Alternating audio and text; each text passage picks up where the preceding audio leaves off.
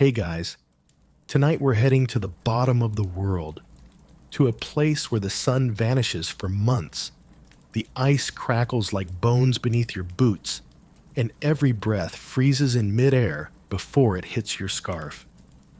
We're talking about Antarctica, not the fantasy one with glittering ice castles and ancient alien pyramids, though there might be those too, but the real one. The one that quietly stretches over 5.5 million square miles of mostly empty, utterly inhospitable nothing. And tonight, we're asking one question. Why are there no countries down here? And spoiler alert, you probably won't survive this. Not because anything will jump out at you. No, it's just that. Unless you brought an oxygen tank, heated boots, freeze-dried rations, and maybe a backup soul, you're not really built to be here. But luckily, we're not packing bags. We're just closing our eyes and drifting into it. So before you get comfortable, take a moment to like the video and subscribe, but only if you genuinely enjoy what I do here. Also post your location and local time in the comments. I love seeing where and when you're listening from. Now, dim the lights. Maybe turn on a fan for that soft background hum. And let's ease into tonight's journey together. Antarctica is a continent that doesn't know it's a continent. It has no cities, no towns, no highways, or Taco Bells, or teenagers on scooters. It's not a country, even though it's larger than Europe. And it's certainly not a place where anyone casually moves to start a new life. In fact, if you told someone you were immigrating to Antarctica, they'd either think you're in witness protection or you lost a bet to a very persuasive penguin. What Antarctica is the closest thing Earth has to a giant frozen hotel lobby. There are guests, scientists from Argentina, Japan, Norway, even North Korea. But no one owns the lobby. No one builds condos. No one stays forever. Every country checks in, pokes around with a microscope, or drills a big hole, then checks out again. And that's where it gets interesting. Because everywhere else on Earth, someone always wants to plant a flag. Whether it's the Amazon rainforest, or the Mariana Trench, or the moon, humans have a tendency to look at land and say, mine. But Antarctica? Antarctica said no. It said no with blizzards that can fling snow sideways at 200 kilometers per hour. It said no with katabatic winds, the coldest air masses on the planet, sliding off its massive ice sheets like invisible avalanches. And it really said no with temperatures that dip below minus 80 degrees Celsius, a climate so dry your skin would crack like antique wallpaper if you stepped outside without protection. But despite all that, countries have tried to claim it. Several times, in fact, as far back as the 1800s, explorers from Britain, France, and Norway were already eyeing the icy expanse with a weird mixture of fear, awe, and ambition. The kind of ambition that makes a person sail through storms just to write, "I was here in the snow." And yet, even after all those expeditions, there's still no national anthem echoing across the glaciers, no embassy buried under the ice, no government printing Antarctic passports. Although, let's admit, that would be kind of awesome. One reason for that? Antarctica makes bad neighbors. It has no resources that are easy to reach, no farmland to argue over, and no local population to govern or exploit. It's like the planet's last unclaimed couch cushion, too uncomfortable for most and not worth fighting over, at least not yet. But here's a kicker. Even though nobody lives here permanently, more than 30 countries operate research bases. Some of them are big, like mini villages, Others are just glorified igloos with satellite dishes, and every single one exists under a very fragile, very rare kind of global handshake, something we'll dive into next. Still, as you drift deeper into the thought of a continent that functions like neutral ground, you start to realize this is geography, flipped upside down. Every map you've ever seen has borders and labels. But if you turn your globe upside down, spin it slowly until you're staring at the South Pole, suddenly it's just white. Nothing else. No boundaries. No political squabbles. Just a flat expanse where silence lives. There's something oddly peaceful about that. A kind of resistance to ownership. Antarctica exists beyond the logic of land claims, beyond the hunger for property, beyond even the definition of country. It's a giant no trespassing sign written in frost. And yet, that hasn't stopped humans from trying. Take the case of Queen Maud Land, for example, a territory claimed by Norway in the 1930s. They even gave it a royal name. But claiming Antarctica is like calling dibs on the moon. Sure, you can write it down. You can even put up a plaque. But good luck defending it when the snow is 6 stories deep and no one else cares. Which brings us to a funny, almost poetic fact. Antarctica has 0 native people. Unlike the Arctic, home to the Inuit, Sami, and many other indigenous groups, the southernmost continent was never settled. No tribes, no legends, no ancestral claims. Just a blank page, left untouched for millennia. Why? Probably because the page was frozen shut. There's an old explorer's saying, Antarctica isn't conquered, it tolerates. And maybe that's the real reason there are no countries down here. Because it doesn't want us. Not in the same way the Americas or Australia or even Siberia did. This land doesn't beckon. It dares, it challenges, it shrugs. And so, over time, we've slowly come to a global consensus. Antarctica belongs to no one, and therefore, maybe, it belongs to everyone. Sort of. You've just stepped onto a continent where you can't own a single blade of grass.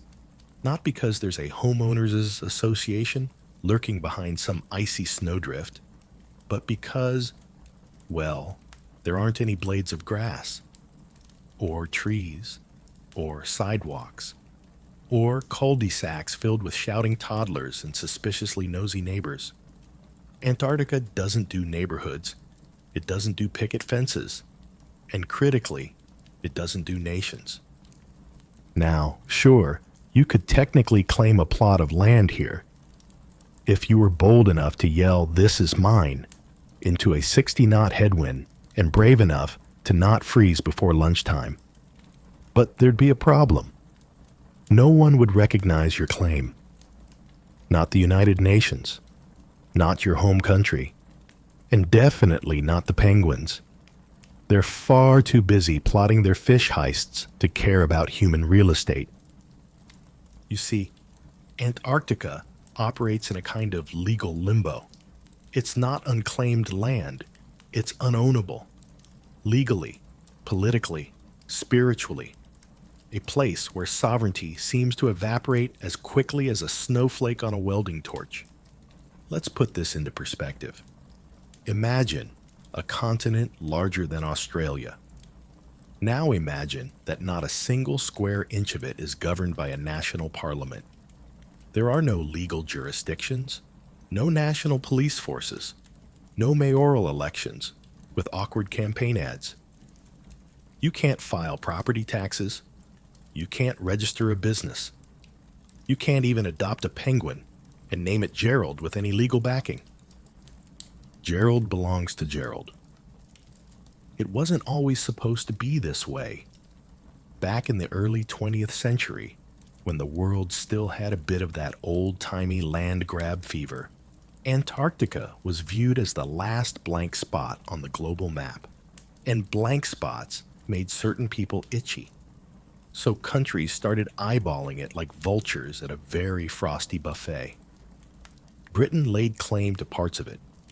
So did France, Norway, Australia, New Zealand, Chile, and Argentina. In some cases, their claims overlapped, awkward, like two friends accidentally sitting in the same cinema seat and both refusing to move. This overlapping led to a lot of dramatic arm crossing and colonial posturing. What it didn't lead to? Any permanent solutions. Part of the issue is that Antarctica doesn't offer the usual rewards of colonization. There's no easy land to farm, no indigenous populations to displace, thankfully, no gold veins waiting to be picked clean, just glaciers, endlessly shifting, splitting, and swallowing everything you try to build. So the world did something unusual. It paused. And for once, instead of turning that pause into war, it turned it into cooperation. Sort of like kids agreeing not to touch the last cookie, because they all think they'll get it later. But before we get to the formal treaties and backroom handshakes, it's worth appreciating just how empty this place is. When we say Antarctica has no countries, we're not just talking about politics. We're talking about civil infrastructure. There are no roads, no highways, no stop signs. The only traffic jams occur when a convoy of snowmobiles encounters a curious Weddell seal lying right in the middle of the path, completely unbothered. And without any towns or cities, there's nowhere for people to settle long term. The most you'll get is a handful of scattered scientific stations. Think of them as high-tech igloos with Wi-Fi, espresso machines, and researchers who haven't seen a tree in 9 months.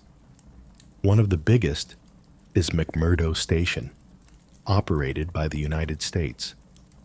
It's a buzzing little village during the summer months, with nearly 1,000 people milling about. In winter, though, it shrinks to fewer than 200, like a ghost town clinging to a glacier. And despite the presence of these semi-permanent outposts, no nation has ever declared that their base equals ownership. McMurdo doesn't turn that patch of Antarctica into American soil, just like a floating embassy doesn't claim the ocean beneath it. It's more like renting space on a planet that doesn't take rent and still won't return your calls. Even more intriguing, the workers and researchers who live here have to follow the rules of their own countries, not any central Antarctic authority. A German scientist follows German law. A South Korean technician abides by South Korean law. This floating system of jurisdiction only works because everyone agrees to play nice. But here's where it gets dicey. What happens if someone breaks the rules? Say, for instance, a researcher from Nation X commits a crime against someone from Nation Y. Whose laws apply? Where's the courtroom? Where do you even find a jury when everyone is either busy studying plankton or locked in a lab? Scientists still argue about these edge cases. While major incidents are rare, the legal gray area remains. In theory, the person could be sent home and tried there. But that requires cooperation, paperwork, and someone being willing to escort a possibly guilty party across an entire hemisphere. Not exactly swift justice. And yet, despite this chaotic patchwork, there's an odd harmony. No police sirens, no protests, no political billboards cluttering the skyline. Antarctica is a continent without ballots or borders, where silence is law, and survival is the only campaign platform. Of course, that doesn't stop governments from wanting to lay down roots, but they can't, because the whole planet agreed, more or less, not to. We'll see how that promise was made in the next part. But for now, remember this.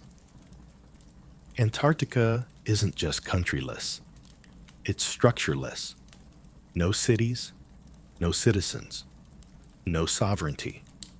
Just wind and ice. And maybe Gerald the Penguin looking judgmental. It was 1959. Elvis was singing A Big Hunk of Love. Alaska had just become a U.S. state, and the Cold War was frosty enough to match the temperatures at the bottom of the world. Yet somehow, amid all the global tension, a group of 12 countries did something astonishingly reasonable. They sat down, had tea, possibly metaphorical tea, and decided that Antarctica should not belong to anyone. Not entirely, anyway. Thus was born the Antarctic Treaty, one of the oddest and most successful international agreements in modern history. Now, picture the world like a dinner party, where everyone's already had a few drinks. You've got countries side-eyeing each other, some with knives, some with forks, some with nuclear warheads tucked under the table.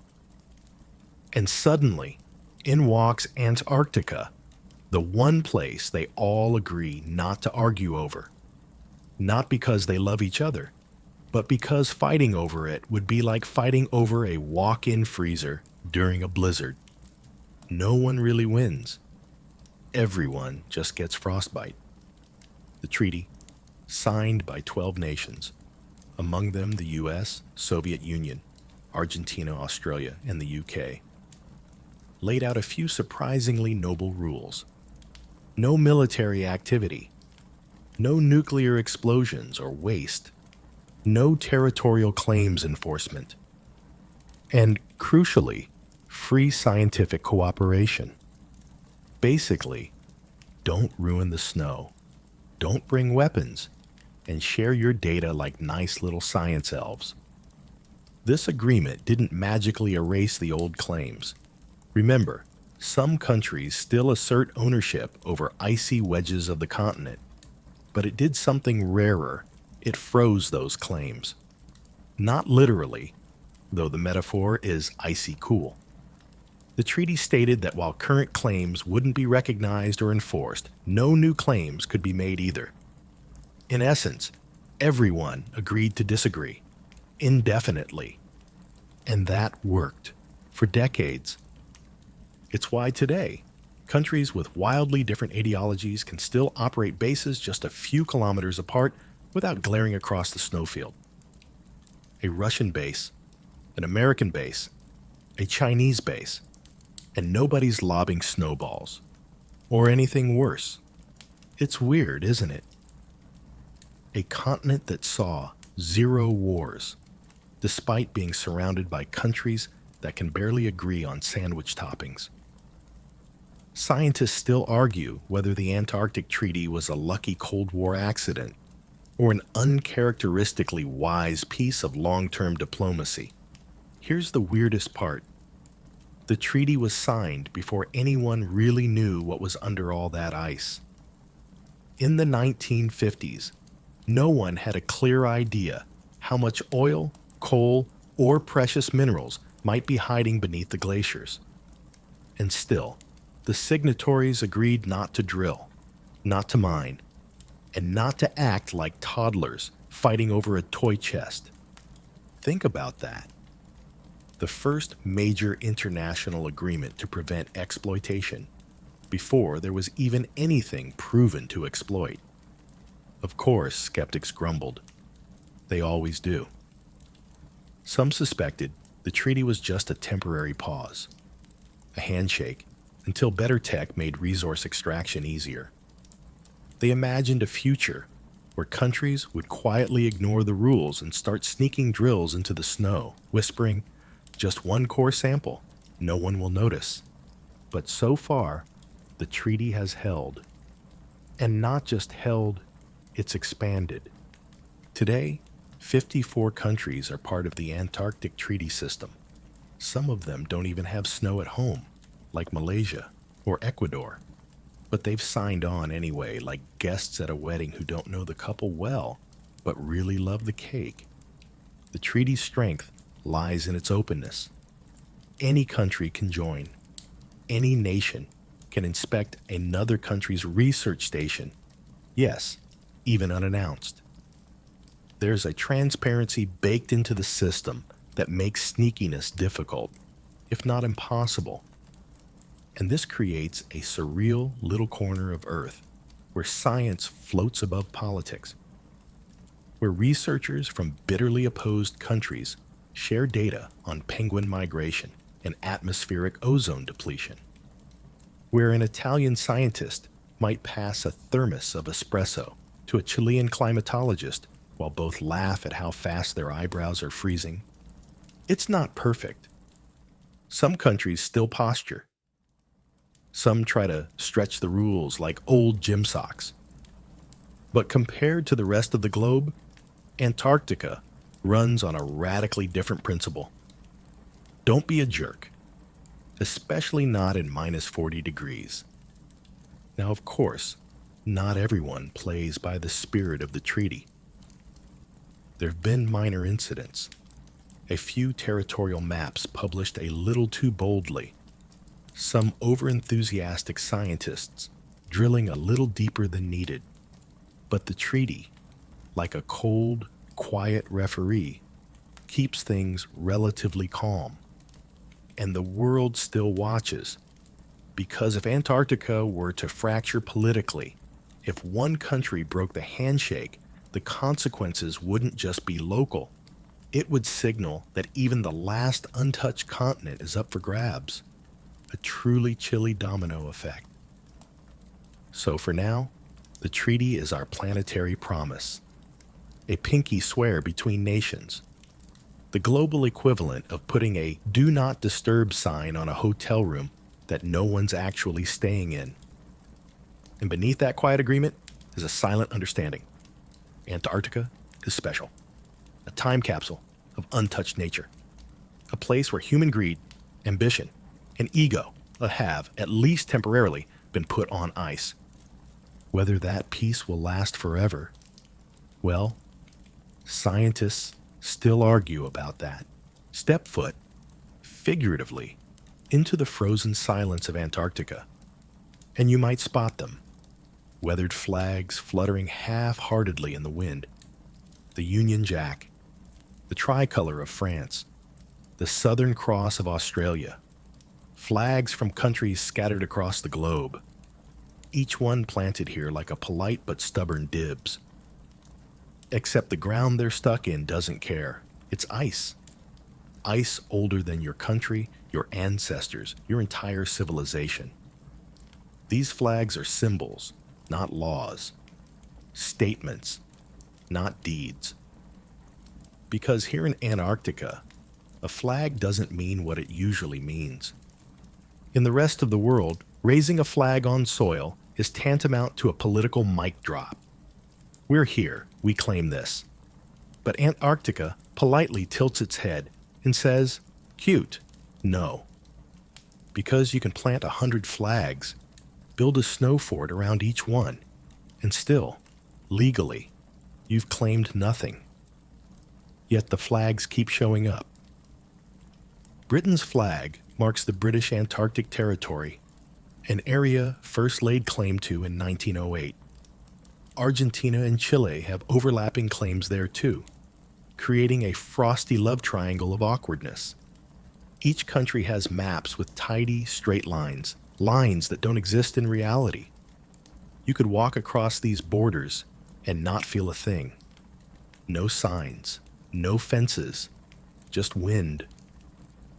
Why so many claims on a place that gives frostbite faster than a microwave gives popcorn? Well, part of its ego, national pride, part of its legacy. Every explorer wants to go down in the footnotes of history.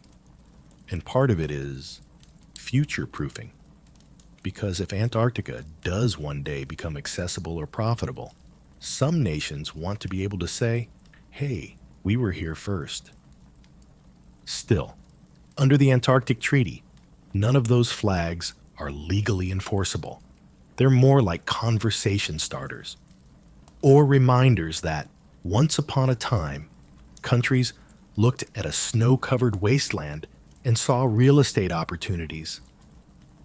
The most bizarre flag moment might belong to Marie Byrd Land, a massive chunk of West Antarctica that, get this, no one claims at all.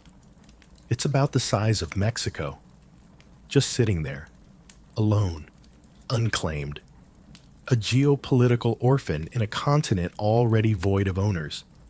Not even the US, which technically discovered it, bothered to slap a flag on it. Some people have even joked about starting micronations there. One guy tried to declare it a kingdom and crown himself king. Another tried selling plots of it online. Antarctica, to its credit, responded with a blizzard and a complete lack of interest. Here's the kicker. While countries can't enforce their claims, they still maintain a subtle symbolic presence. Australia has its slice. Norway has Queen Maud Land. France has a Daily Land, which sounds like a pastry, but is actually just more ice. These areas are, legally speaking, Schrodinger's territories. Claimed, but unclaimed. Owned, but not owned. Scientists still argue about whether these legacy claims will ever mean anything. Some say they're historical fiction. Others think they're legal loopholes waiting to be tested. But for now, they remain quiet lines on silent maps. Flags in Antarctica are often treated more like selfies, something to mark that your nation showed up. Look, we made it. We survived the boat ride and the frostbite and the angry sea lions. Here's our fabric rectangle flapping dramatically in -30.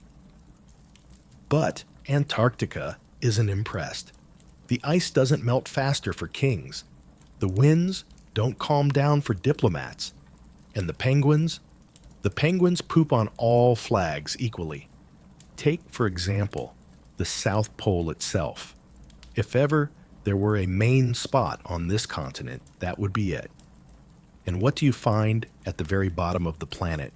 A ceremonial ring of flags, forming a kind of frosty Stonehenge around a silver sphere on a pole. The flags are from the original 12 signatories of the Antarctic Treaty. They're not there to claim land. They're there to symbolize cooperation. A rare moment where multiple nations agreed to share the playground instead of throwing snowballs. Of course, just a few meters away is the real South Pole marker, which shifts every year due to glacial movement. So the pole isn't even where the pole is.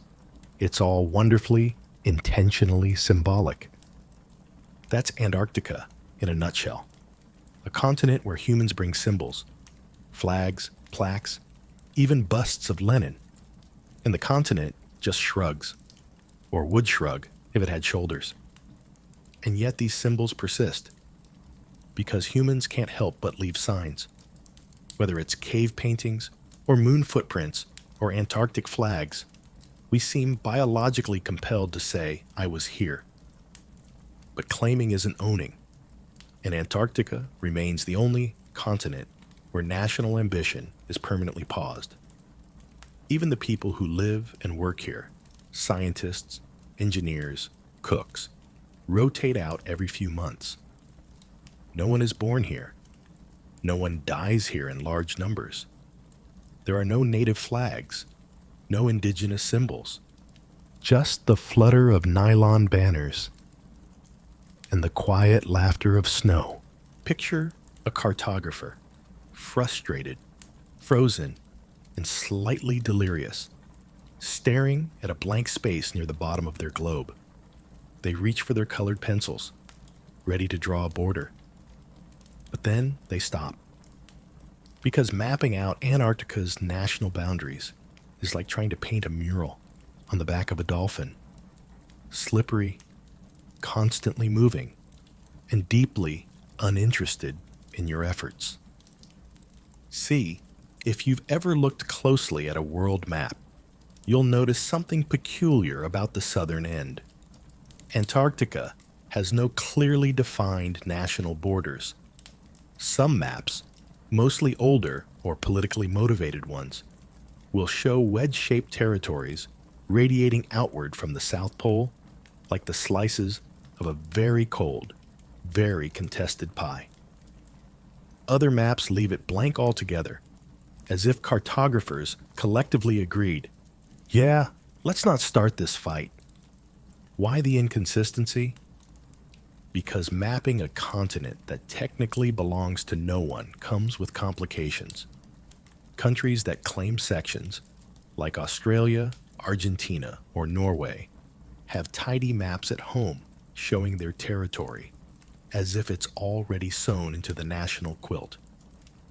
But international maps, the ones made by neutral agencies or schools trying not to cause parent-teacher conferences, they usually skip the claims entirely. And it's not just politics. It's the ice itself. Antarctica is shifting. Slowly, yes, but undeniably. The glaciers move. The ice shelves creak and fracture. The land beneath all that ice, it's rebounding. Yes, literally springing upward as centuries of weight begin to melt and lift. Try drawing a national border on that. It's like sketching lines on a trampoline during a bouncing competition. Then there's the magnetic South Pole. Unlike the geographic South Pole, which is fixed, the magnetic pole is on a slow, erratic journey across the icy landscape. Imagine trying to build a border fence when your compass can't decide which way is south. It's a cartographer's worst nightmare, or maybe their dream if they're into existential crises. Some early attempts to map Antarctica were downright comical. Take the 16th century cartographers who, convinced there must be land to balance out the northern hemisphere, drew massive, flowery land masses labeled Terra Australis Incognita, the unknown southern land. These maps looked less like geography and more like treasure-hunting fantasy novels, sea monsters included. Eventually, explorers began to chart Antarctica's real shape, but even then, the maps they produced were often wildly inaccurate. One ship might chart a coastline, only to return a few years later and find that the ice shelf had calved into the sea, erasing their work like an etch-a-sketch in the hands of a hyperactive toddler. Fast forward to the present, and satellite imagery has made mapping easier. Now we can see the contours, crevasses, and snow dunes in exquisite detail. But despite this, political borders remain vague, because legally, they don't exist. Scientists still argue over what a border even means in Antarctica. Is it territorial claim lines? Operational zones around research stations? Areas of ecological concern? Definitions shift depending on whom you ask and what they want. One mainstream geographical fact most people miss: Antarctica is not one solid landmass. Underneath the East Antarctic ice sheet is a continental plateau. But West Antarctica, it's more of a jigsaw puzzle of islands and sunken land bridged together by glacial ice. Meaning that technically, if the ice melted, large parts of the continent would be underwater. So when people speak of national boundaries down here, they're talking about invisible lines on a floating, shuffling snowcake that's hiding an archipelago. Delightful. But let's talk quirky. The one map that does enforce boundaries in Antarctica is made by penguins. Okay, not literally. But penguin colonies are surprisingly territorial. Emperor penguins will return to the same breeding grounds year after year, guarding their territory from intruders. Even other penguins. Their waddling paths and nesting areas form natural zones that stay remarkably consistent regardless of politics. So, if anyone owns land in Antarctica, it's probably the tuxedoed birds. Of course, no one asks the penguins before drawing maps, which is probably why our human attempts look so confused. Another layer of map-based chaos. The existence of overlapping claims. Argentina, Chile, and the United Kingdom all claim much of the same territory. If maps were legally binding, this would have caused an international snowball war decades ago. Instead, it's been mostly passive-aggressive. Flags are planted, bases are built. Occasionally, someone will name a mountain range after their queen, the Antarctic equivalent of leaving a polite note under someone's windshield wiper. Still, map makers must work with what they've got. Scientific atlases tend to focus on physical geography, glaciers, mountain ranges like the Transantarctic Mountains, and major research stations, rather than political divisions. And that's probably for the best. Because drawing national borders in Antarctica is like naming star constellations in the shape of pizza slices. Sure, you can do it, but it doesn't change the sky. Interestingly, some digital mapping platforms even block Antarctic claims from appearing, either due to treaty compliance, neutrality policies, or just a collective shrug. It's one of the few places on Google Earth where your political opinion has no algorithmic power.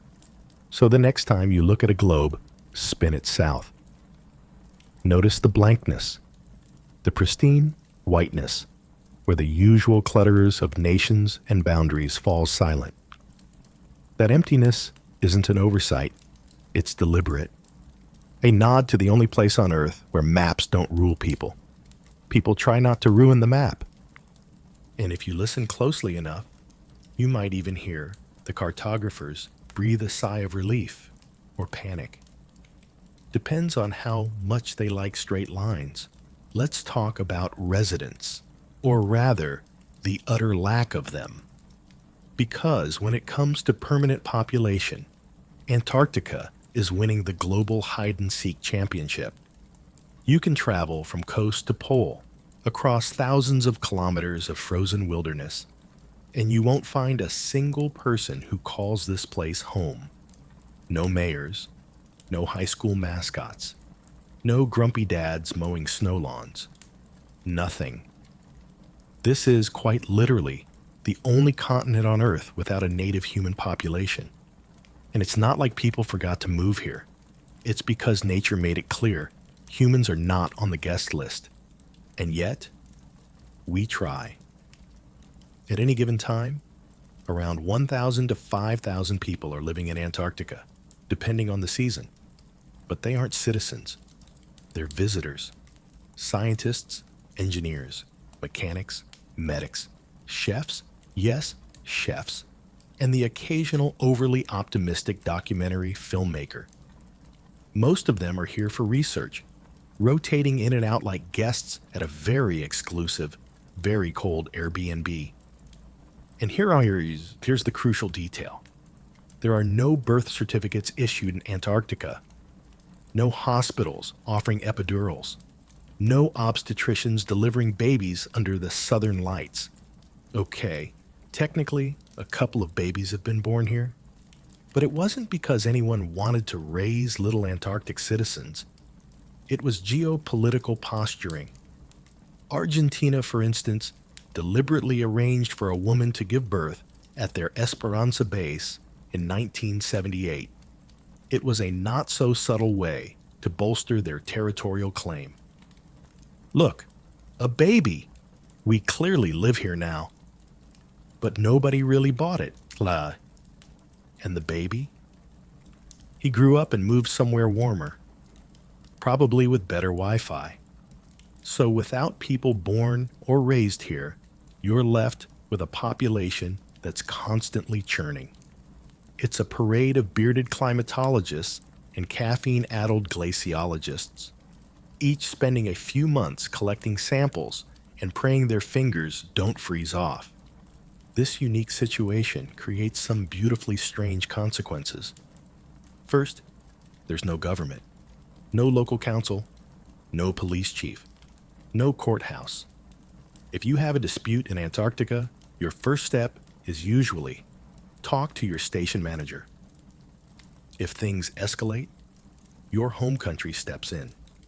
You might be flown back to face legal consequences, depending on the severity of the offense and which country's laws apply to you. This legal vacuum has been tested, rarely, but tested. There have been a few notorious incidents, like when a Russian scientist stabbed a colleague over a spoiler in a book. Not kidding. It was like Game of Thrones, but colder and somehow more tragic. The matter was handled by Russian authorities back home, proving that even here, in the land of eternal frost, humans still find ways to annoy each other. But back to the point. Without a permanent population, you can't have a state. And without a state, you can't have a country. Countries need citizens, and Antarctica just doesn't have them. The penguins, again, aren't interested. Speaking of penguins, let's shift briefly to the true locals. Antarctica is home to species that do consider this place home. Emperor penguins, for example, breed exclusively on the continent. They huddle in giant colonies during the brutal winter, each one cradling an egg on its feet while shrieking into the void. There are also seals, whales, krill by the gazillion, and even tiny mosses clinging to rocky outcrops like defiant green thumbprints. If Antarctica had a parliament, penguins would definitely dominate the vote. Seals would abstain. Krill would cause gridlock. But seriously, without a human population, there's no need for classic civic infrastructure. No schools, no prisons, no DMV, which makes it heaven, actually. Everything operates through temporary stations, each governed internally by the organization or country that runs it. This also means no elections, no taxes, no census, no passport stamps that say Antarctica, though some touristy ports like Ushuaia will give you a novelty stamp if you ask nicely. And yet, life persists, not just among the animals, but among the humans who choose to be here for science, exploration, or the sheer thrill of standing where so few others have. They live in prefab buildings raised on stilts to avoid snow burial. They eat rehydrated meals. They sleep under artificial light during months of total darkness. And during downtime, they hold movie nights, knit scarves, and occasionally lose Wi-Fi and their minds in that order. What's more, despite the harshness, Antarctica inspires community. People share everything, from food to mental health support. When it's minus 50 outside, arguments about coffee supplies feel more important than politics. There's something humbling about realizing that no matter your country, you all freeze the same. It also creates a sort of intergovernmental trust experiment. American researchers might share lab space with Germans. Norwegians might assist Japanese snowmobilers.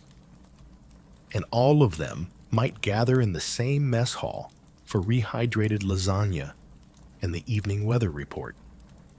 If there's any proof that humans can cooperate under pressure, it's here, wrapped in thermal layers and fogging up their glasses. Scientists still argue about whether this temporary population model could last indefinitely. Could we one day build real cities here? Could families live on Antarctica year-round? Some futurists say yes, especially if climate change reduces the harshness. Others warn that any permanent settlement would irreparably harm the ecosystem and breach the spirit of the Antarctic Treaty. For now, though, the continent remains blissfully empty of countries, governments, and permanent residents. A place where no one owns land, no one builds empires, and no one gets stuck paying property tax. It's a blank slate that refuses to be filled. Somewhere along the icy ridges of Antarctica, a group of scientists stands around a whiteboard in a heated research lab, arguing not about who gets to mine the mineral deposits or control the airspace, but about ice cores, ozone holes, and penguin migration patterns. Welcome to one of the strangest truths about this continent. Despite being a potential flashpoint for territorial drama, Antarctica has remained so far the most peaceful slice of Earth. No tanks, no missiles, no armies camped out under the auroras. In fact, the continent has somehow become a global experiment in non-ownership and cooperation, held together not by fences or soldiers, but by mutual respect, bureaucracy, and the occasional broken snowplow. Scientists still argue whether Antarctica is an accidental utopia or a geopolitical powder keg on pause. But one thing is undeniable. For now, it's a land where war has never touched the snow. And that wasn't a given. During the Cold War, the US and Soviet Union were poking each other with missiles from opposite ends of the planet. Both were active in Antarctica.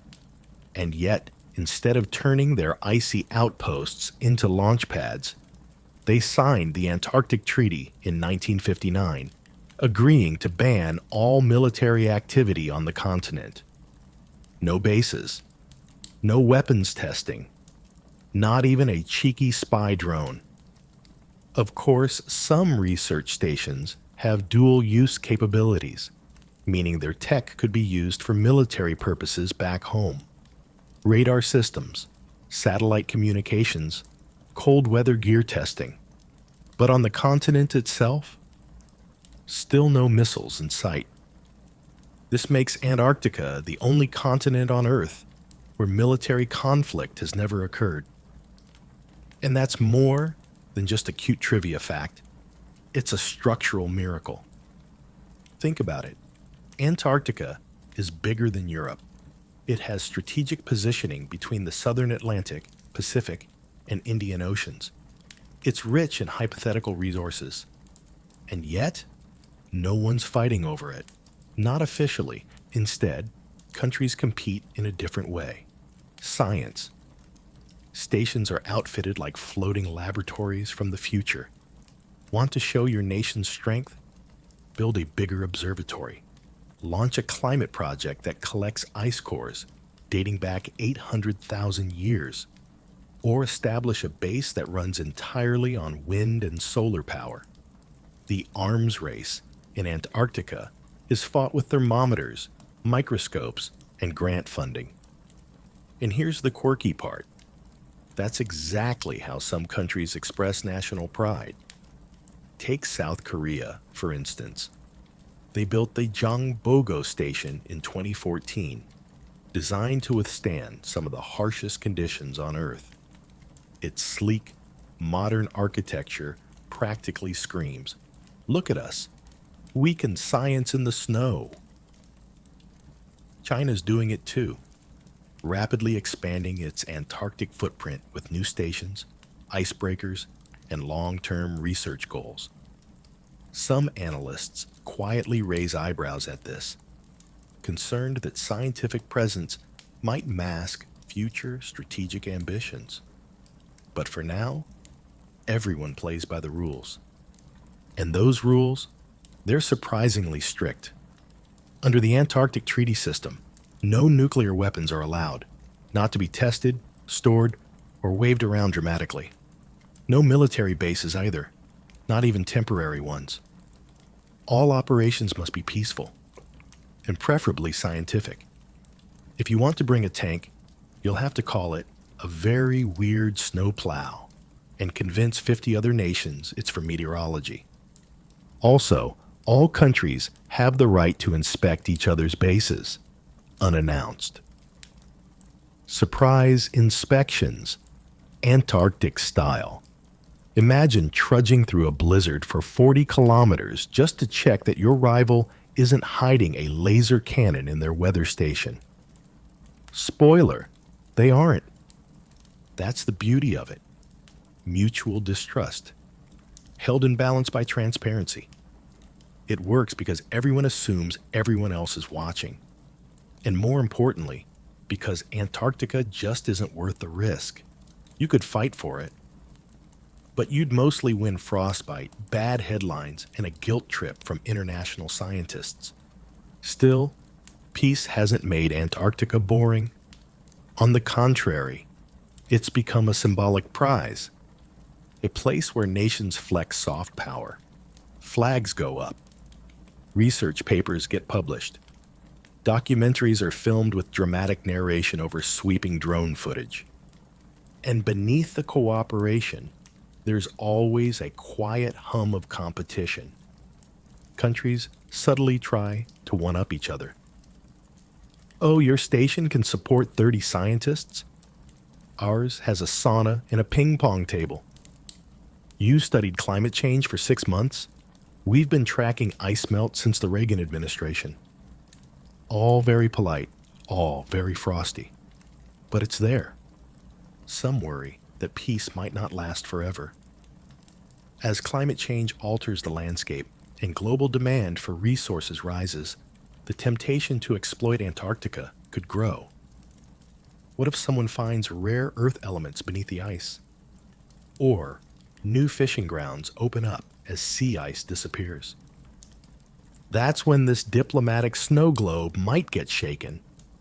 But for now, the only battles here are philosophical. Does international presence mean soft territorial claims? Should the treaty be updated to address new tech, like drones or space-based surveillance? How long can non-ownership last in a world obsessed with control? Scientists still argue. Politicians still debate. But Antarctica stays quiet. No soldiers, no wars. Just the wind hissing across the ice and the gentle tap of keyboards in research stations. It's almost poetic that one of the harshest places on Earth is also the most peaceful. A continent that could kill you in 10 minutes, but refuses to kill anyone through politics. Maybe it's the cold. Maybe it's the remoteness. Or maybe, just maybe, Antarctica reminds us that sometimes we can choose peace. Even if it's just because war in -60 is deeply inconvenient. So the next time someone tells you humans can't cooperate, point them south. Tell them there's a place on Earth where nations work side by side, not because they're saints, but because Antarctica gives them no other choice. And thank goodness for that. Imagine the script for a sci-fi thriller, a vast, lifeless world, off limits to war, untouched by capitalism, and governed by an ancient treaty forbidding weapons, drilling, or permanent conquest. Now, replace the alien planet with Antarctica, and you've got Earth's very own extraterrestrial legal sandbox. Except it's very real, very cold, and disturbingly well organized.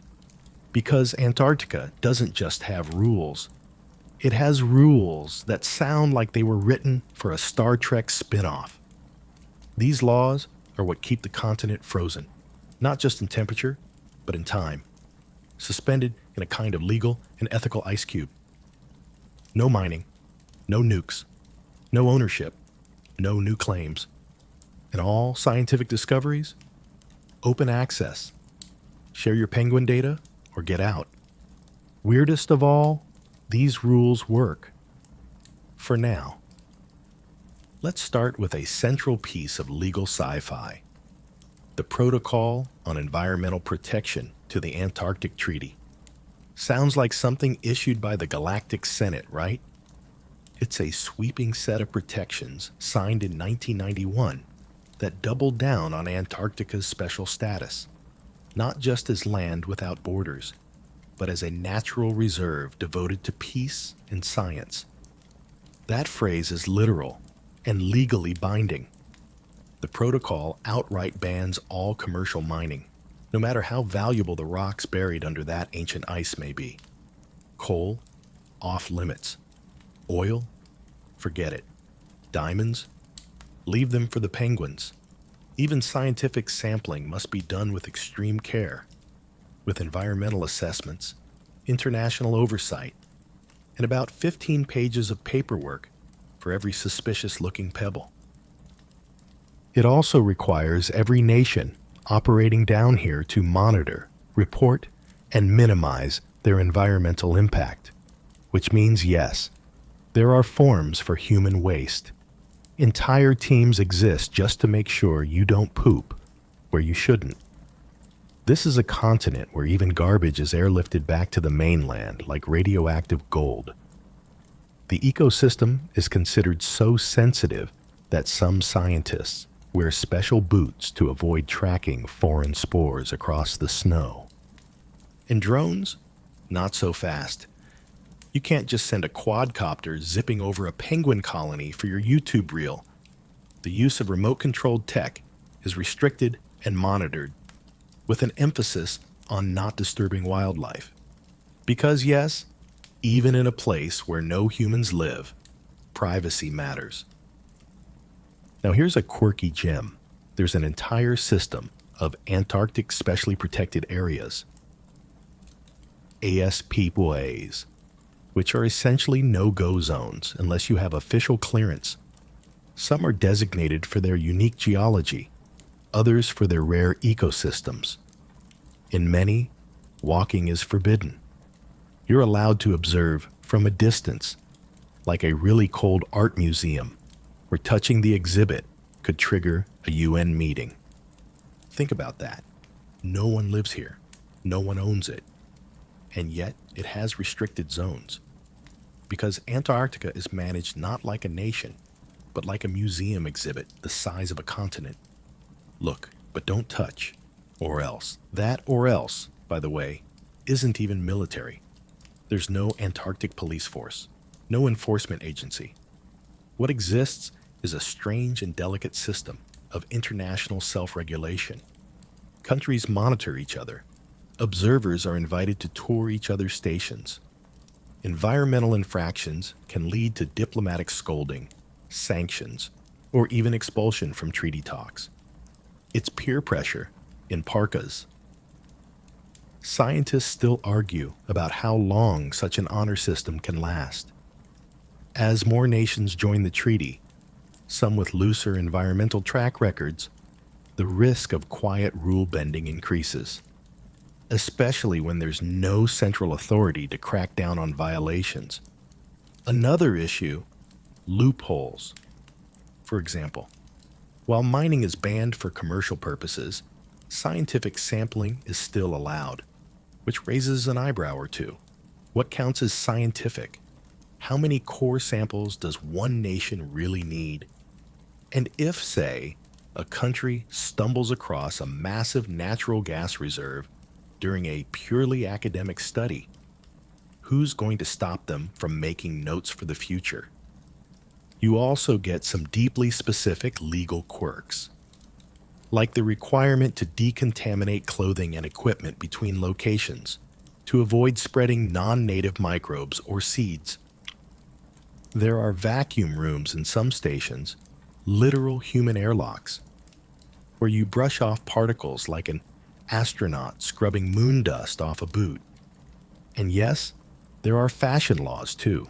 You can't wear fur or leather in certain areas, not because it's unethical, but because those materials can harbor foreign organisms. So sorry, your vintage mink coat is banned. Synthetic parkas only, please. Antarctica's legal framework might sound ridiculous on paper, but it exists because the continent is one giant environmental time capsule. Its ice traps atmospheric data going back almost 1 million years. Its untouched soil hosts life forms unlike anything elsewhere on Earth. One misplaced banana peel could literally change a local ecosystem, so the rules are tight and growing tighter. And that's where the sci-fi comparison becomes real. Because many of these policies aren't just about Antarctica. They're about how we might one day govern places like Mars. No native population, harsh conditions, high stakes, international interest, limited resources, and a desperate need for cooperation. Sound familiar? In fact, several space law theorists actively study the Antarctic Treaty System as a blueprint for interplanetary governance. It's our only working model for how dozens of nations can share a dangerous, valuable, remote environment without stabbing each other. Yet. So, as absurd as it sounds, your dreams of mining asteroids, setting up moon colonies, or founding Marstopia, they may owe their legal foundation to penguin poop regulations and South Pole research permits. Antarctica isn't just a continent. It's a preview of the future. A living case study in international restraint.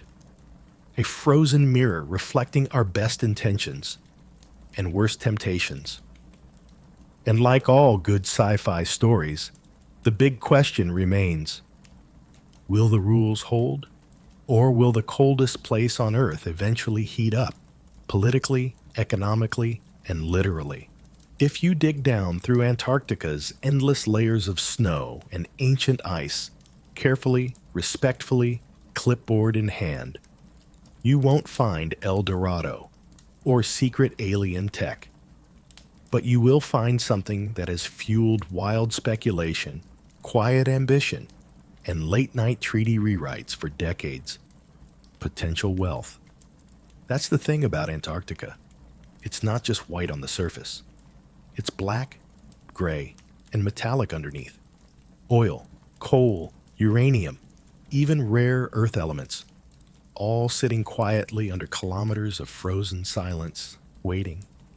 Or not, depending on who you ask. The world once eyed Antarctica like a rich relative nobody really likes, but might inherit something from. Back in the mid-20th century, several nations began conducting geological surveys, hoping to sniff out untapped treasure. The results were intriguing. Some signs pointed to coal deposits in the Transantarctic Mountains. Others hinted at petroleum-bearing formations under the Ross Sea. Enough clues, at least, to make prospectors sit up straighter in their frozen tents. And yet, despite this tantalizing underground potential, no great cold rush ever happened. There were no frenzied oil rigs, no stampedes of industrial equipment, no advertisements for Antarctica brand bottled water, yet. Because, unlike California, Texas, or the Yukon, Antarctica fights back. Let's start with the obvious, the ice. On average, it's over 1.6 kilometers thick. In some areas, over 4. Drilling through that is not just difficult, it's economically laughable.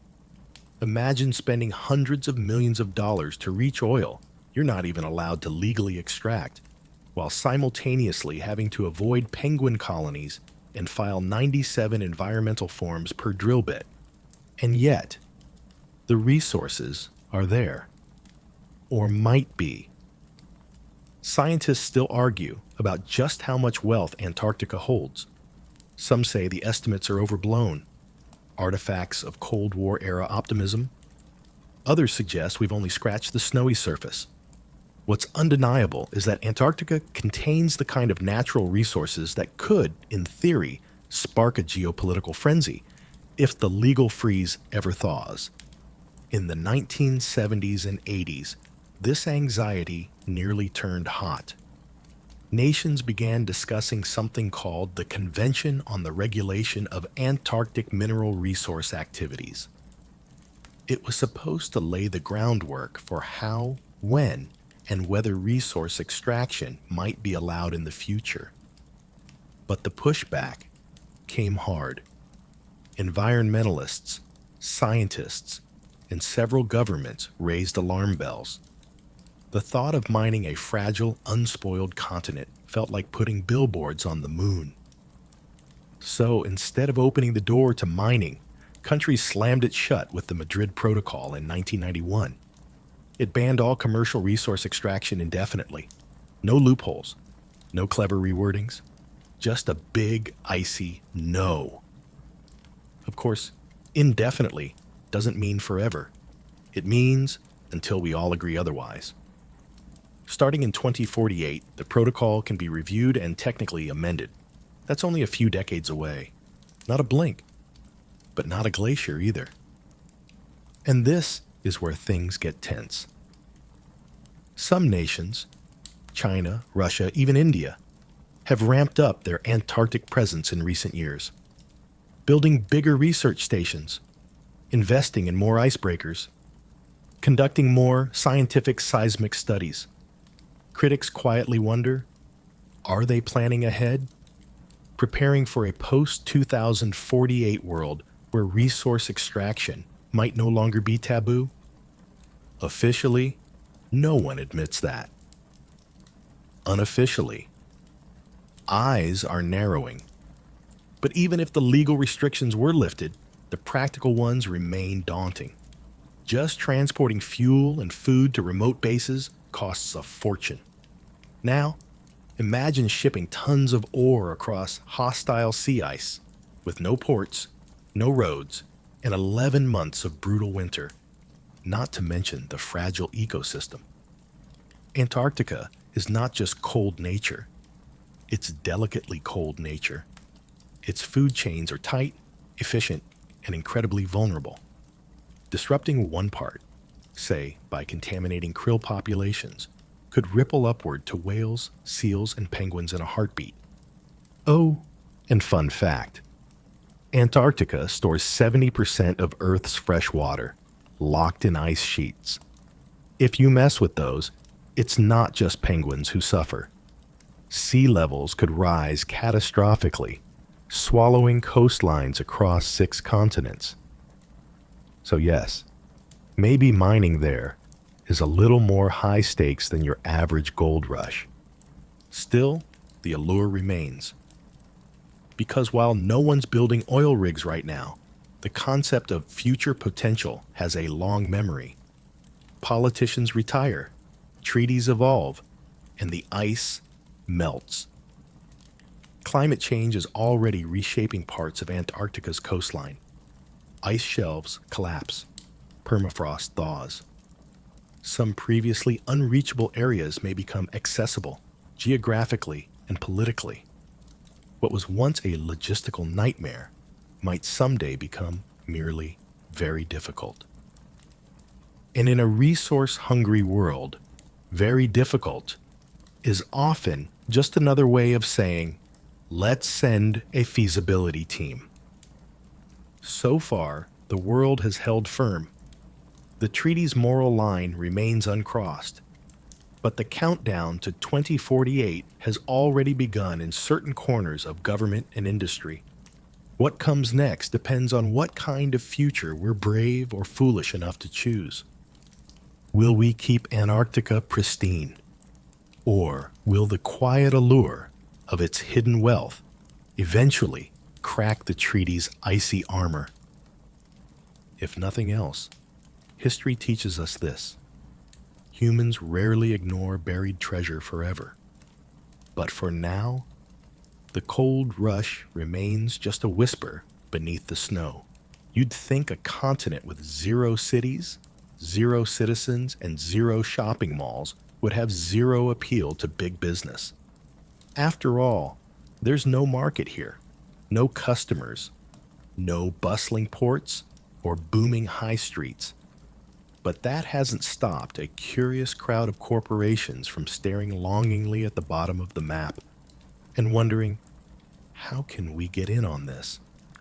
Yes, corporate Antarctica is a thing. Or at least the dream of it is. Now, don't expect to see a golden M rising out of the ice anytime soon. McMurdo Station isn't getting a McDonald's. And no, Tesla hasn't announced plans for a solar showroom on the Ross Ice Shelf yet. But the idea of branding, commercial presence, and private sector influence in Antarctica isn't quite as absurd as it sounds. It's just quiet, subtle, and mostly theoretical. For now. Let's start with tourism. Each year, around 50,000 to 75,000 tourists visit Antarctica, mainly by ship, some by air. And guess what? Most of those expeditions are run by private companies, cruise lines, adventure firms, outfitters that specialize in luxury exploration. Yes, that's a thing. You can sip champagne while watching icebergs roll past your deck suite. For a price, of course. A very high frost-covered price. And who handles the gear for scientists? The logistics, the cargo shipments, the weatherproof shelters and satellite communications. You guessed it, private contractors. While governments manage research operations, they often rely on companies for the hardware and heavy lifting. That's everything from diesel fuel to internet connectivity to freeze-resistant toilet systems. In other words, Antarctica runs, at least in part, on business. Quiet, utilitarian, and buried under legal compliance, but business nonetheless. And then there's branding. Because nothing says global presence quite like sticking your logo in the snow. Some companies sponsor expeditions. Others donate equipment in exchange for naming rights. There have even been attempts, thankfully short-lived, to use Antarctica as a backdrop for marketing stunts. One particularly bold or confused company tried to send influencers down there to film branded content. Turns out, cold fingers and battery-draining temperatures make for terrible TikToks. And still, the continent attracts dreams. Over the years, there have been whispers of Antarctic film studios, futuristic hotels, and even data centers cooled naturally by the environment. Why build in the desert, they ask, when you could store petabytes of data under the glacier? Never mind the logistical nightmare, the legal red tape, and the whole "don't disturb the fragile ecosystem" clause. Some tech entrepreneurs can't help but dream in glacier blue. Of course, under the Antarctic Treaty, commercial exploitation is heavily restricted. You can't drill. You can't mine. You can't just start building a casino next to a penguin rookery. But the treaty doesn't ban all commercial activity. Tourism, logistics, and services that support peaceful scientific operations. Allowed, if carefully regulated. This opens a strange door. Legal, limited business in a place where no one owns land, no property titles, no development rights, just permits, inspections, and a whole lot of frostbite. Scientists still argue whether private sector involvement is a slippery slope or a harmless necessity. Some say that corporate partnerships help science thrive, bringing funding, innovation, and efficiency to a difficult environment. Others worry that today's sponsorship could become tomorrow's overreach. What happens when a telecom giant builds a relay station for research purposes and then starts monetizing the signal? It's not just paranoia. There's precedent. In the Arctic, private companies have begun testing under-ice energy tech, developing extraction methods for offshore oil, and exploring remote shipping routes opened by melting ice. And while Antarctica is a whole different legal beast, the interest is real. Here's a quirky one. Domain names. A few years ago, a company tried to claim .aq domain rights for commercial resale. The TWET-AQ top-level domain is reserved for organizations with a physical presence in Antarctica, mostly science institutions and treaty members. But where there's a domain, there's a marketer. And in terms of media presence, Antarctica is already a brand in itself. It's used in advertisements, documentaries, packaging designs, anytime a product wants to seem pure, untouched, or refreshingly glacial. Irony noted. So, even if you can't build a shopping mall here, you can sell the idea of Antarctica. It's an image, a mood, a frozen aesthetic that marketers love. And that's both fascinating and mildly terrifying. But here's where it gets murky. What if one day the rules change? Let's say the treaty is amended. Let's say controlled mining is allowed. Let's say governments open bids for resource extraction or long-term infrastructure. Which companies show up first? Oil conglomerates? Green energy startups? Tech giants with solar-powered labs? More importantly, who owns the output? If no one owns the land, can anyone own what they pull from it? Or would everything become collective property, shared among all treaty nations? There's no clear answer, because the treaty wasn't designed for capitalism. It was designed for cooperation and conservation. But those principles are constantly tested by ambition, innovation, and the ever-present rustle of crisp dollar bills. For now, corporate Antarctica remains quiet. Low-profile logistics, careful tourism, well-mannered sponsorships, and data service contracts. But make no mistake, business is watching, waiting, wondering. Because even at the end of the earth, the temptation to turn ice into assets never quite disappears. So far, we've wandered through treaty zones, dodged hypothetical oil rigs, and sidestepped marketing stunts involving penguins. But now, we're heading into the icy heart of what actually happens down here.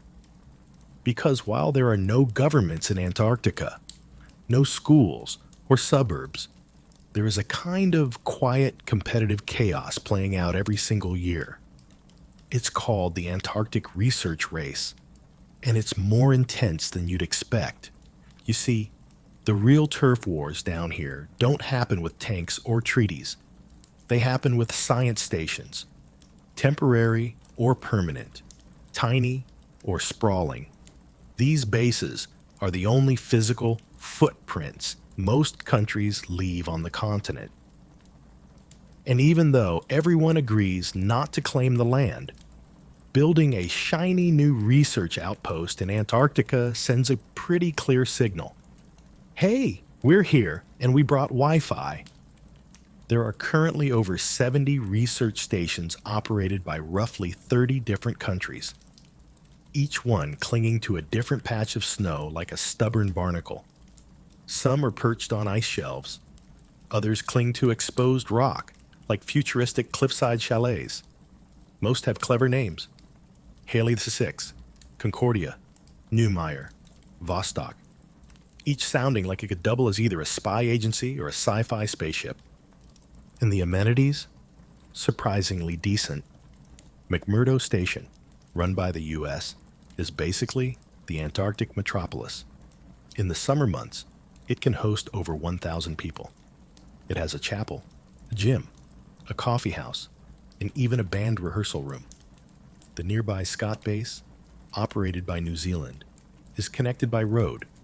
Well, snow road, so the two often coordinate like neighboring villages.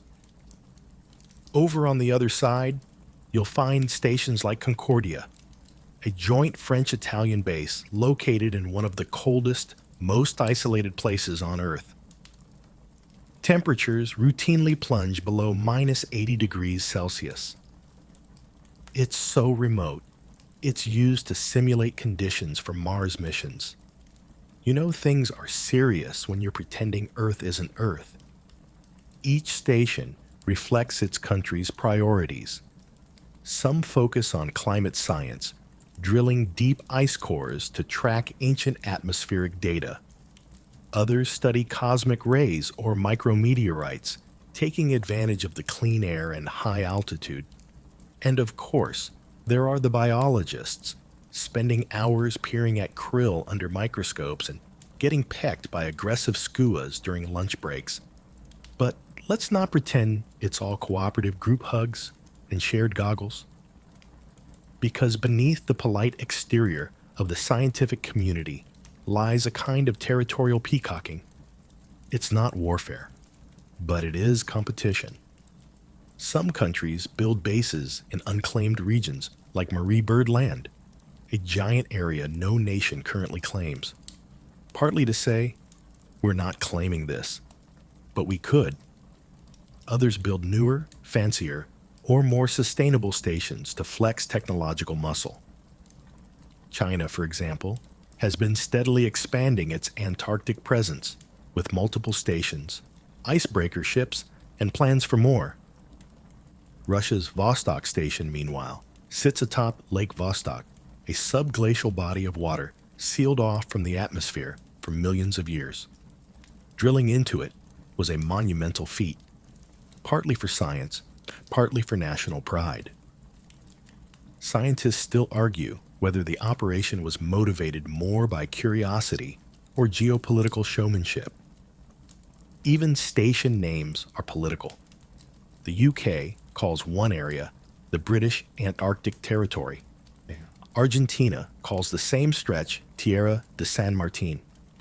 And if you ask Chile, it's part of Region de Magallanes. No one enforces these labels, but they're printed proudly on signs, flags, and maps.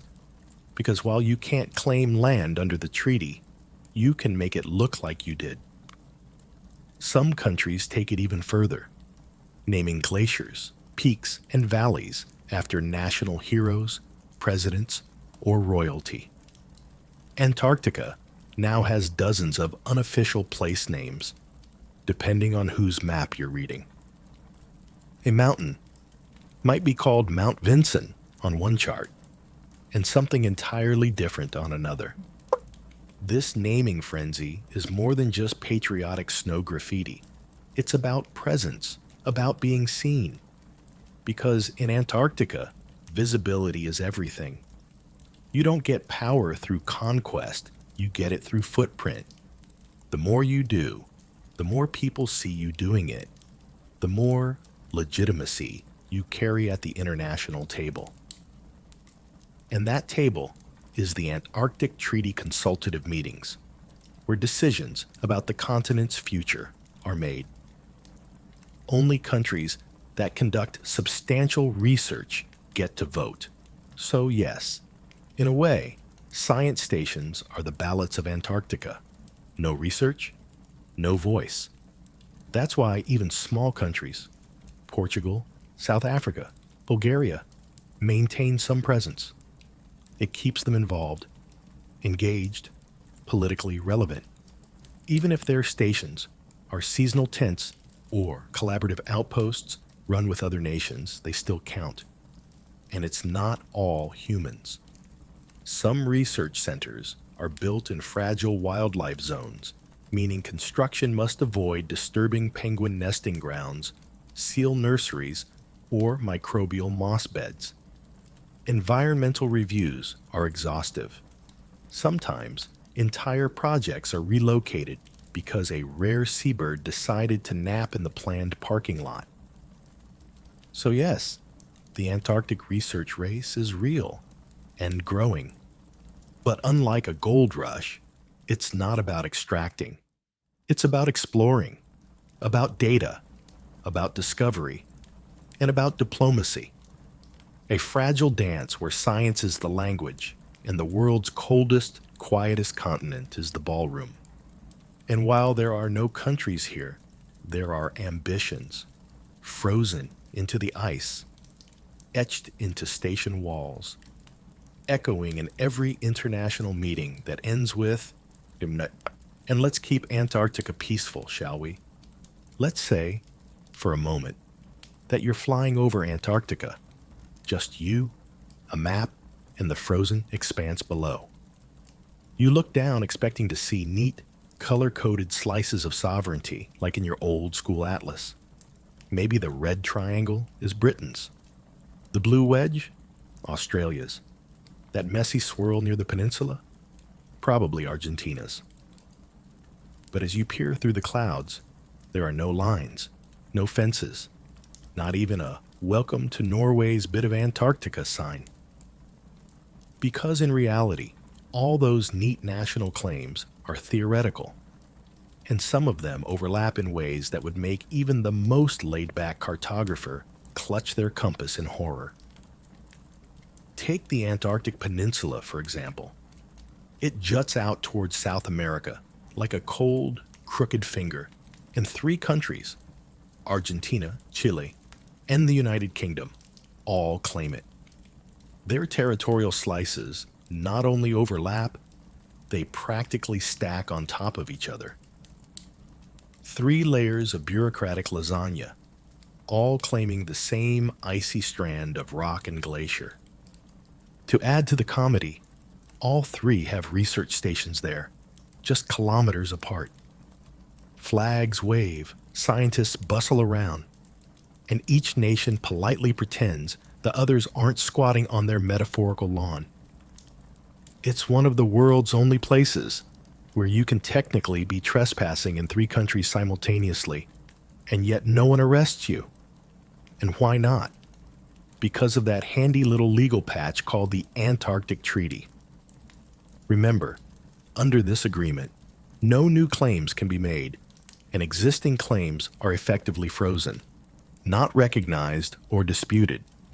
It's a geopolitical stalemate, but a peaceful one.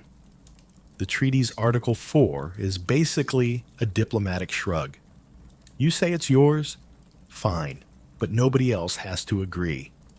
So while countries can maintain their claims, they can't enforce them. No taxes, no border patrols, no snow checkpoints demanding passports, just theater. Flags, maps, and the occasional passive-aggressive naming of a penguin rookery. Still, the idea of ownership hasn't gone away. 7 countries officially claim parts of Antarctica: the United Kingdom, Norway, Australia, France, New Zealand, Chile, and Argentina. Some of these claims are enormous. Australia's, for instance, covers nearly 42% of the continent, which would be hilarious if it weren't so officially deadpan. Then there's Marie Byrd Land. Remember that? The biggest unclaimed land area on Earth.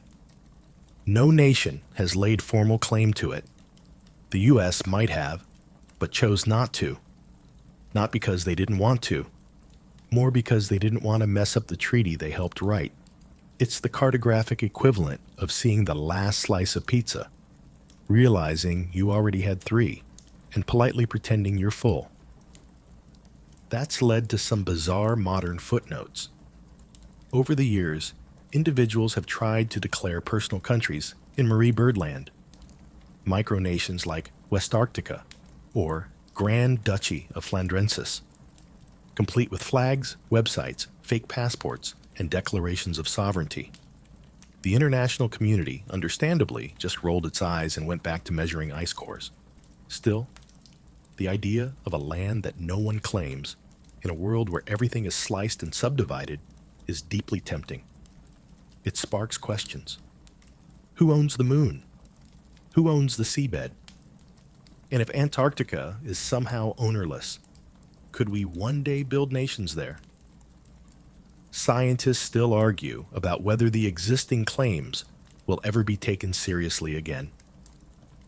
Some legal scholars believe the moment the treaty is modified, or ends, those frozen claims might spring back to life. Others say the world has moved on, that global cooperation is too embedded now to unravel it all for the sake of a few million square kilometers of ice. Yet the tension lingers. Even now, some countries subtly reinforce their claims through symbolic acts, Argentina sends school children on field trips to Antarctic bases. Chile includes Antarctica in their weather forecasts. Australia offers jobs in the Australian Antarctic Territory, all harmless on the surface, but deeply strategic in intent. They're playing the long game. If international law ever reopens the question of ownership, having had continuous presence could be a valuable argument. The equivalent of camping on someone's couch for 50 years and then saying, well, technically, it's mine now. And while the treaty forbids enforcement of claims, it doesn't forbid belief in them. The result? A continent full of quiet, polite contradictions. Territories that exist and don't. Maps that are and aren't. Flags that wave meaningfully in the middle of legal fiction. Even more curious? Some claims aren't based on discovery or exploration, but on lines of longitude. Norway's Queen Maud Land claim is literally defined by slices of meridians stretching from the coast to the South Pole. Drawn like a child carving a pie they're too cold to eat. And none of these lines align with anything natural. No mountain ranges, no rivers, no cultural boundaries, just invisible borders drawn across an indifferent glacier. Still, nations behave as though their slices matter. They maintain research stations primarily within their territories.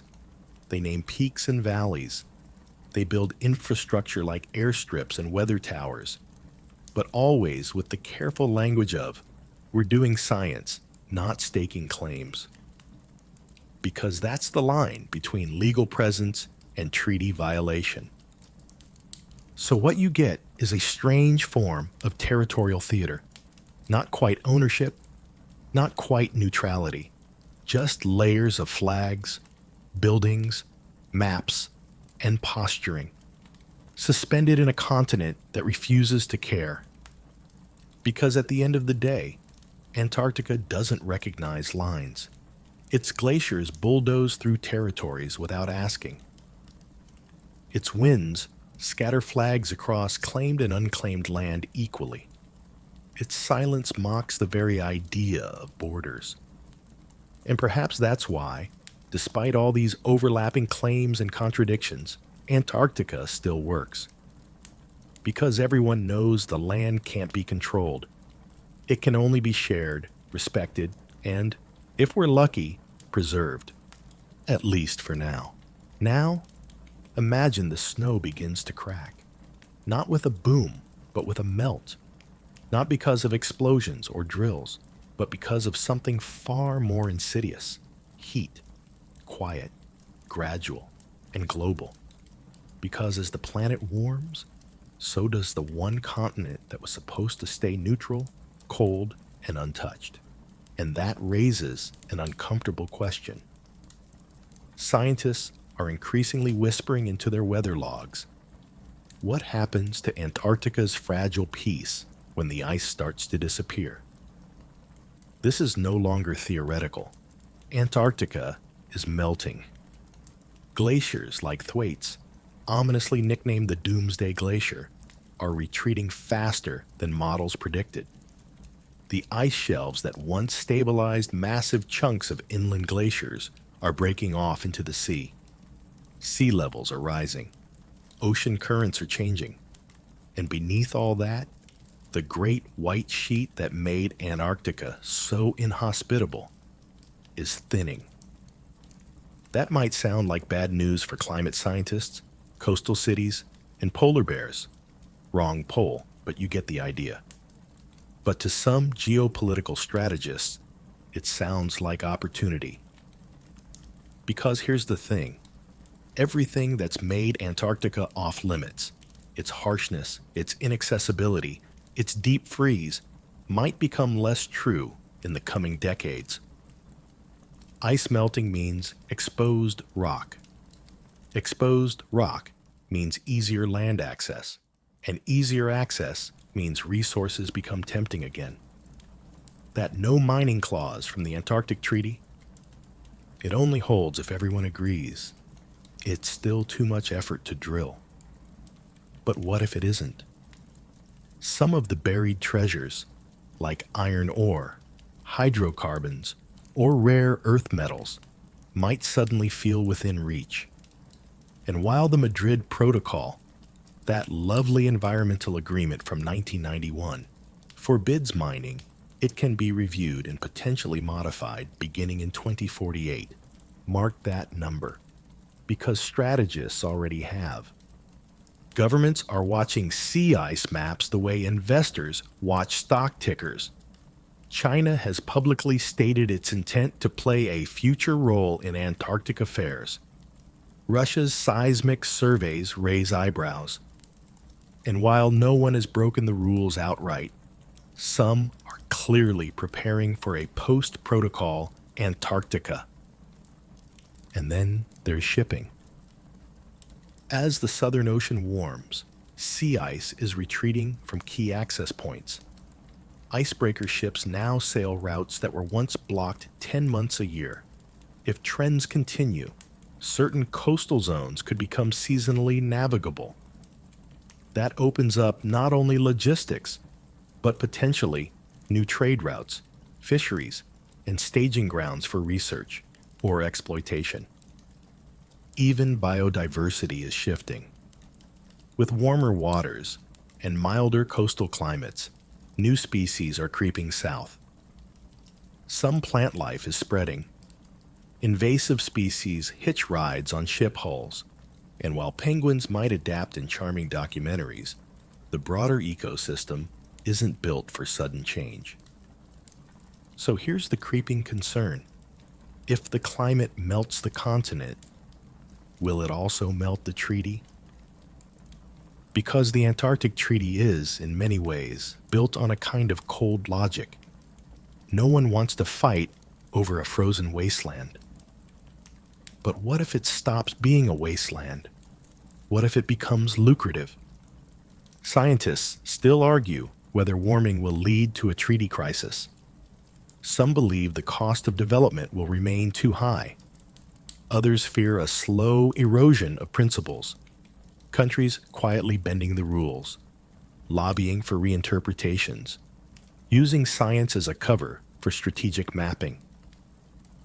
And then there's the issue of fresh water. Antarctica holds 70% of the planet's fresh water, frozen in its vast ice sheets.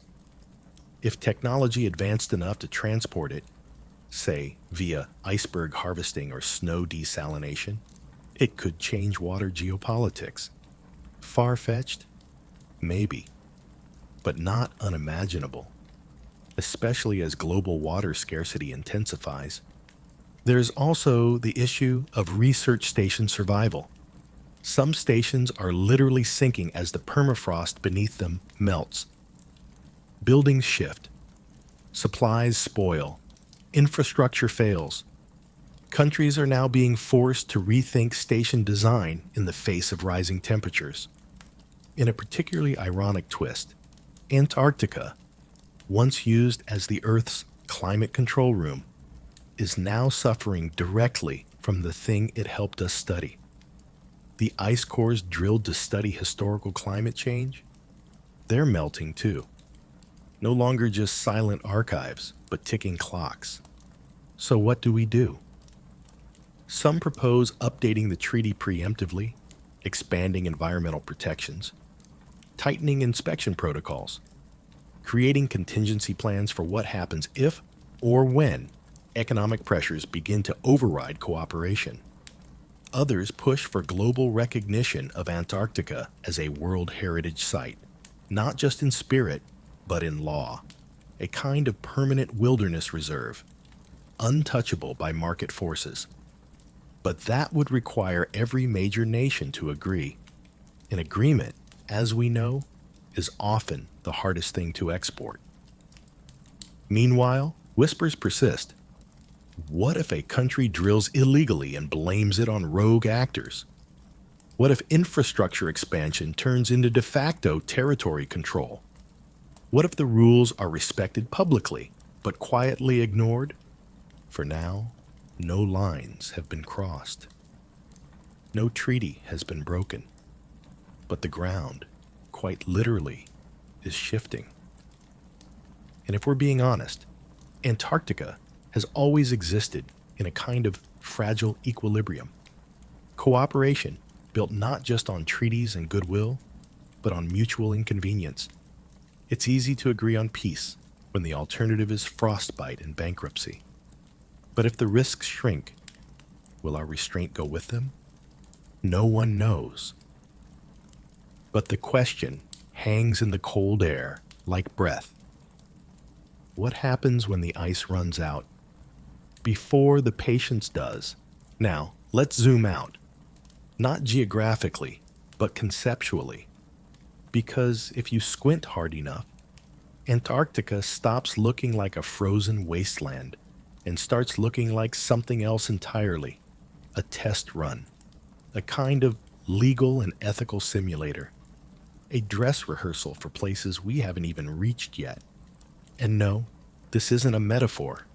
Antarctica has become a real-world model for how humans might manage Mars, the Moon, or even deep-sea frontiers.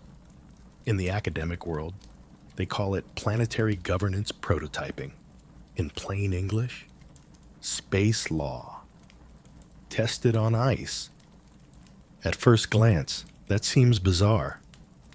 What does a cold continent on Earth have in common with distant celestial bodies? Answer: almost everything. Let's compare. Antarctica is uninhabited, no native population, harsh and dangerous to live in, rich in untapped resources, politically sensitive, legally non-sovereign, governed by multinational treaties, constantly monitored by science teams.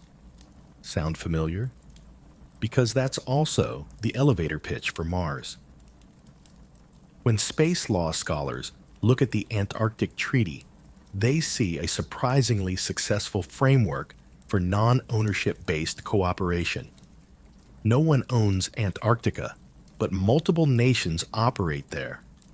No one can claim it, but everyone can use it if they follow the rules. It's a strange blend of openness and protectionism, individual access, and collective restraint. The Outer Space Treaty of 1967 even borrowed language directly from the Antarctic model. It states that no nation can claim sovereignty over the Moon or other celestial bodies.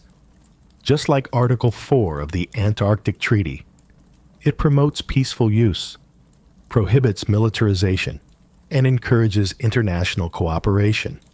Sound familiar? You've seen this snowflake before. And this idea isn't just legal fluff. It's shaping how space agencies behave. NASA, ESA, Roscosmos, and CNSA, that's China's space agency, all study Antarctic logistics to prepare for long-term missions. Concordia Station in East Antarctica, for instance, serves as a training ground for crew cohesion under isolation. A dry run for life on the Moon or a Mars base. The climate is so dry and desolate, it's used to simulate extraterrestrial survival.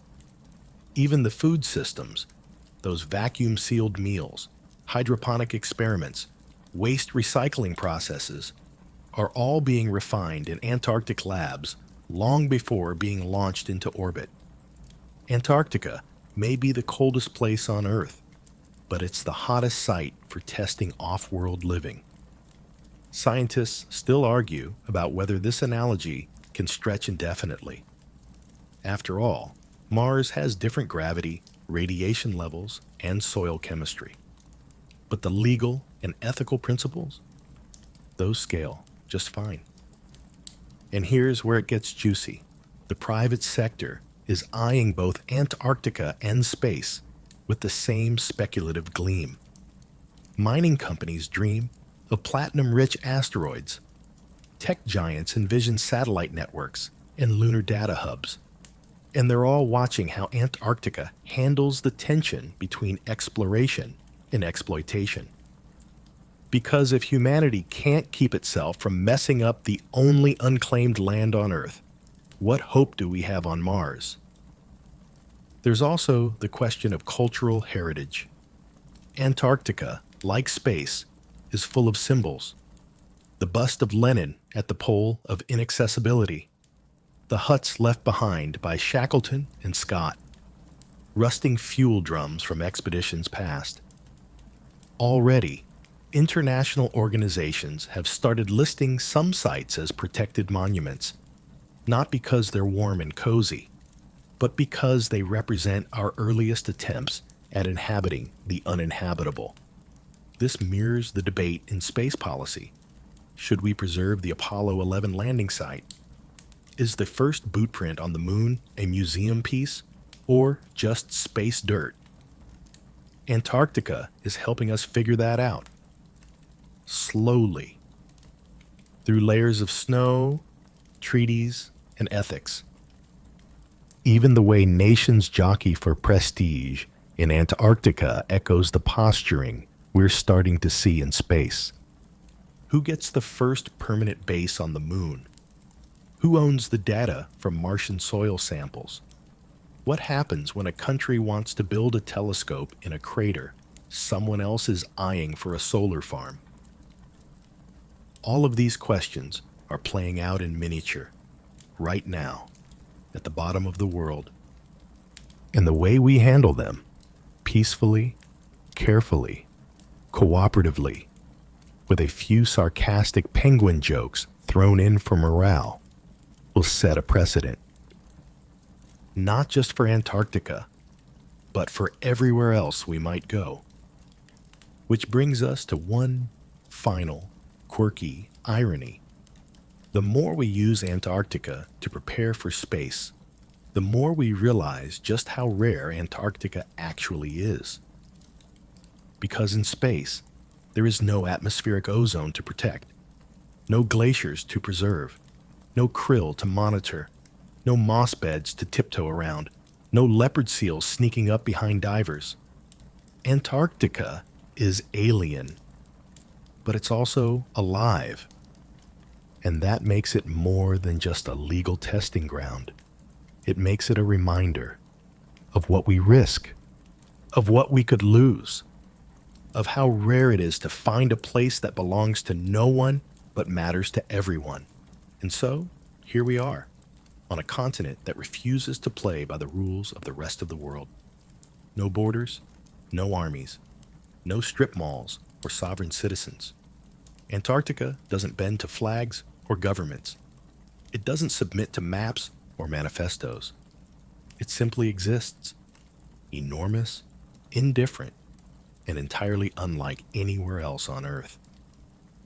And perhaps that's the real reason there are no countries in Antarctica. Because Antarctica, if it could speak, wouldn't ask for a constitution. It wouldn't demand elections or citizenship or infrastructure.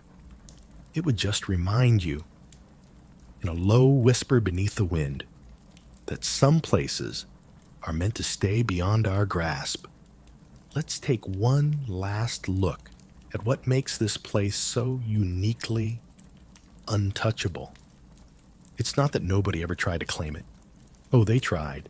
Britain, Argentina, Norway, France, Chile, Australia, New Zealand, all slicing the map like it was a frozen pie. Some even named their slices, planted flags, and set up weather stations like awkward tenants subletting the same apartment. But international law didn't bite.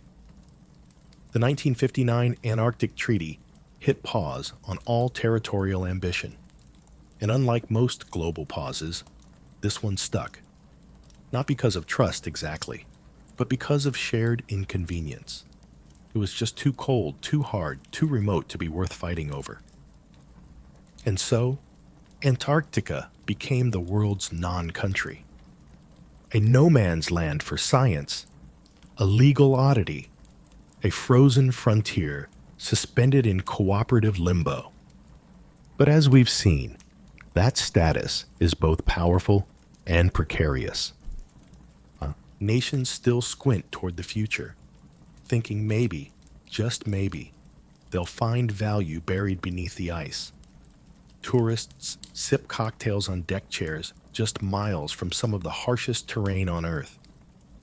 Tech companies quietly file patents for cold weather data storage. And geopoliticians take notes, because if peace can survive here, maybe it can survive anywhere. And yet, the continent stays the same. It doesn't melt faster when politicians argue. It doesn't recognize one flag more than another. It doesn't offer citizenship. No one is born here. No one stays forever.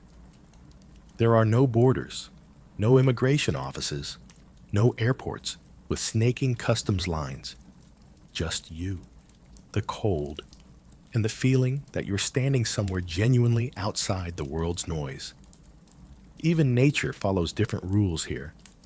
Penguins nest where they please. Seals lounge on what could technically be claimed land, oblivious. The sun disappears for months, then returns and refuses to set. Magnetic poles wander, weather flips, and through it all, the ice remains. Or does it? Because the real test isn't whether countries stay out of Antarctica. It's whether humans can resist turning it into everywhere else. Already, the treaty faces a countdown. The Madrid Protocol, the cornerstone of Antarctic environmental protection, comes up for review in 2048. And as we've explored, warming climates, shifting ice shelves, and geopolitical interest are beginning to press against that treaty like a boot print on fresh snow.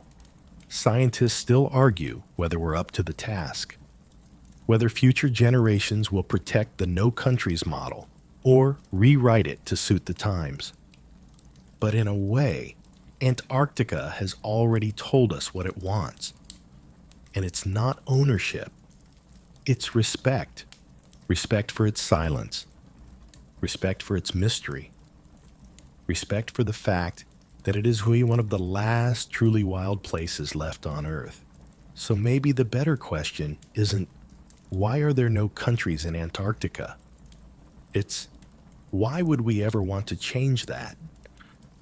And as you drift deeper into that thought, wrapped in blankets, breath soft, mind calm, picture it, a white horizon, no cities, no noise, just ice and wind and the sound of your heartbeat gently slowing. A place where the world left its ego behind. A continent that, by existing as it does, reminds us of what's possible when we don't divide, conquer, or consume. Just coexist. Just pause. Just preserve. Now close your eyes, let the quiet in, and let Antarctica remain as it always has been, patient, cold, and free. You're still here, floating somewhere above that endless white sheet, drifting in slow circles over the edge of the world. The sky above is pale violet now, thin clouds stretching like breath across the stratosphere. The glaciers roll beneath you, ancient and still, each one older than any city you've ever known. Let yourself stay here for a moment longer. There are no borders here, no noise, just stillness. The kind of stillness that hums softly inside your chest and reminds you what it means to feel small in the best possible way. The kind of stillness that whispers, not everything needs to be owned. Not every place needs to be bought, or shaped, or drawn on with lines. Antarctica is a world untouched not just by nations, but by ego. And in that, it gives you permission to let go too. No deadlines, no decisions. Just the hush of falling snow. the distant squawk of a penguin colony, the low, slow rumble of shifting ice deep below. Let the rhythm of your breath match the wind. Let your thoughts quiet like the sky above the pole. And if your dreams wander south tonight, let them find you a patch of snow untouched, where the stars turn in slow silence over a continent that belongs to no one, and somehow to all of us. Sweet dreams.